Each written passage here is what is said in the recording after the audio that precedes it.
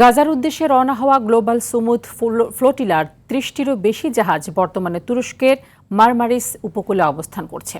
Italy ও Greece হয়ে দীর্ঘ ২৪ দিনের যাত্রা শেষে জাহাজগুলো সেখানে পৌঁছেছে। যাত্রাপথে বহরের ২২টি নৌযান আটকে দেয় ইসরায়েলি বাহিনী। বর্তমানে মারমারিসে জাহাজগুলোর কারিগরি রক্ষণাবেক্ষণ ও রসদ সংগ্রহের কাজ চলছে।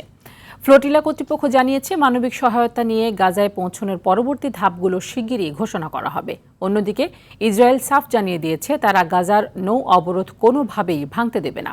এছাড়াও উস্কানির অভিযোগে সাইফ আবু কেশেক ও থিয়াগো আভিলা নামের ফ্লোটিলার দুজন অ্যাক্টিভিস্টকে আটক করে আইডিএফ। তদন্তের পর আজ তাদের নিজ দেশে ফেরত পাঠিয়েছে তেল আবিব।